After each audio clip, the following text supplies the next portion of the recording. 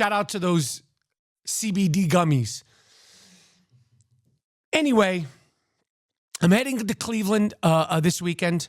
I will be in Cleveland Friday and Saturday, the 10th and 11th of March. The 10th and 11th of March.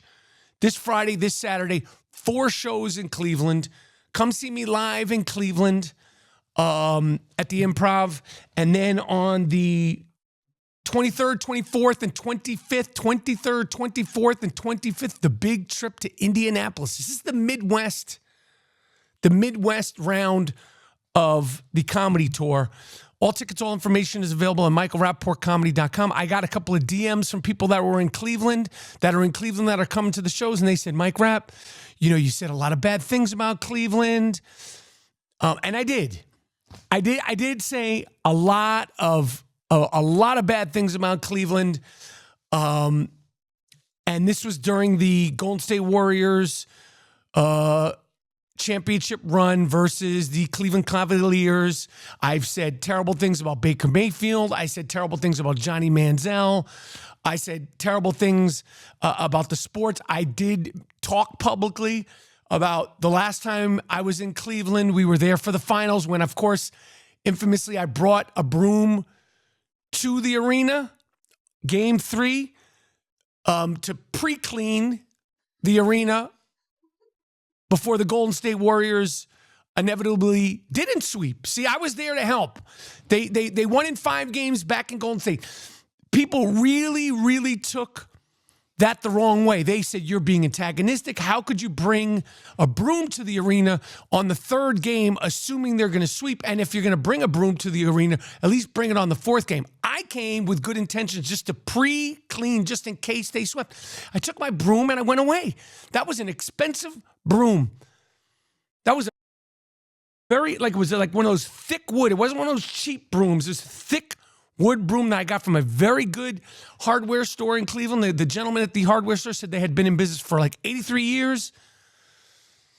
And then, of course, when Cleveland won the championship the year before that, I had a lot of feelings about the Cleveland Cavaliers fan who ate horse at the parade.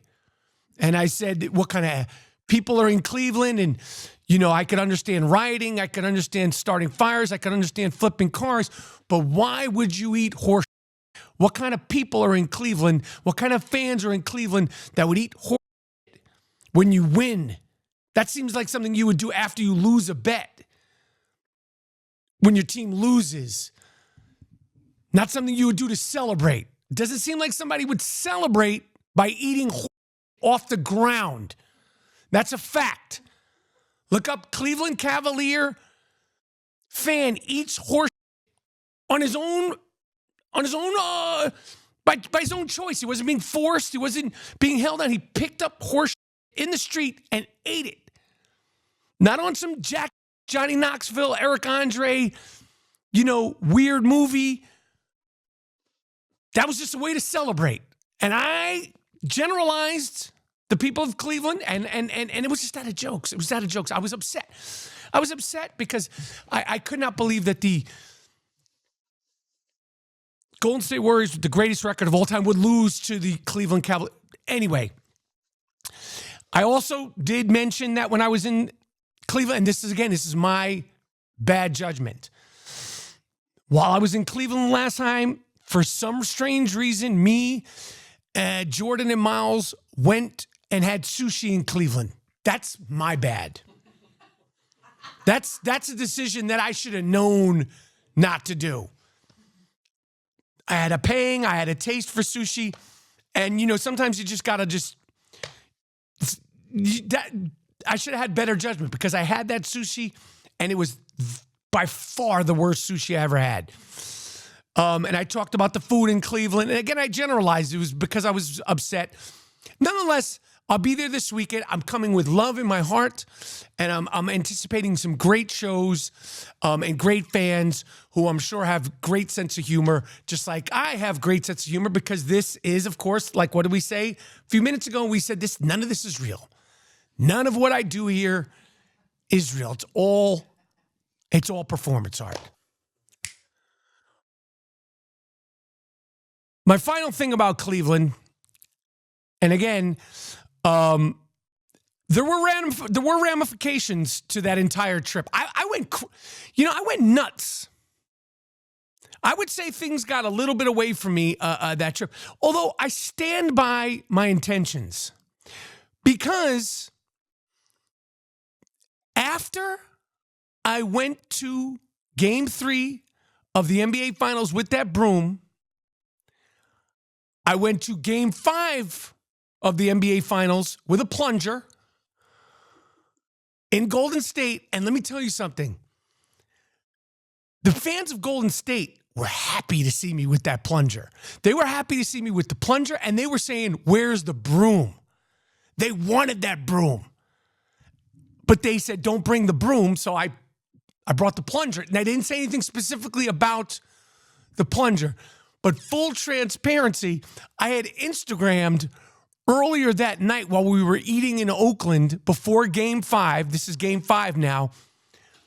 I had Instagrammed that I was bringing a plunger to the game for Game 5 because we were going to plunge the Cavaliers right the back to Cleveland. We were going to stuff them down the toilet and send them the home.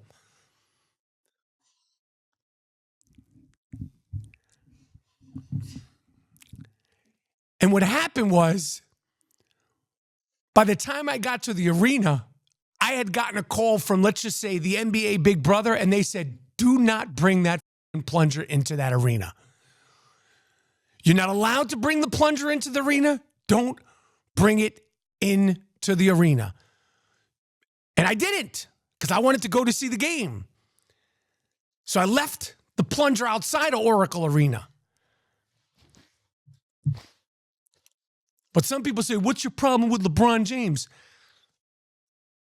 Huge capital allegedly. Allegedly, after that game, I was on the no-fly list with NBA tickets because of the aforementioned King James, the all-time leading scorer in NBA history.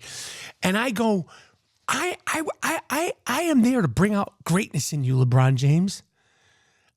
There's nothing I can do to stop you from being great. I'm a fan, a fanatic. But since that game, I have not gotten free tickets. I have not gotten invited to any NBA event based on my celebrity and or fandom. And like I said, allegedly, somebody from the LeBron James camp had something to do with it. I will say this, going back to Cleveland Game 3 with that broom. I was courtside with the broom. There's a photo of me courtside with the broom with that freak, Nick Wright, Fox Sports, who was baffled. He literally said to me, "Well, why are you bringing a broom?" I go, "Because I'm coming to clean this motherfucking place up. I have the photo. I'm coming to clean it up," because he's a LeBron James fan. He thinks LeBron James better than Michael Jordan. He didn't understand why I was bringing a broom to the game. I told him to his face, I said, "I come to clean up this joint." His face is confused. Klay Thompson was warming up Game 3.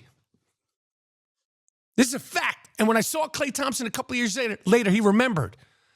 He's warming up. You know, Klay Thompson's focused. It's the finals. It's Game 3 of the finals. They're trying to sweep them. I got my broom. It ain't a little broom. It ain't a sweeper. It's a full-fledged broom with a thick broom handle. Nice wood. Heavy. Industrial size. I said to the guy, "I want the best, most expensive broom you got." He pointed me in the direction. Klay Thompson, who was warming up, he went, when he caught me with the broom, he was like, he knew what it was. By the time I got to my seat, my phone was ringing. Literally within 5 minutes, my phone was ringing. Allegedly, somebody from the aforementioned King James's camp had filed a complaint about me bringing the broom. Again, it's not like I ran around with my out saying, "Suck my LeBron James." I had the broom. I'm a fan. It's well-intentioned. I didn't have a sign saying LeBron sucks. I didn't even have a sign that says LeBron. I had a broom. All I'm going to say is that was my last run flying first class via the NBA. And I love the NBA. I love you, Adam Silver. I love all. Everybody knows this. Did I take things too far? I don't. I have to be. My wife is. You think I took things too far? My wife thinks I took things too far. Yes. Yes. You're saying yes. Yes. We can't even go to a game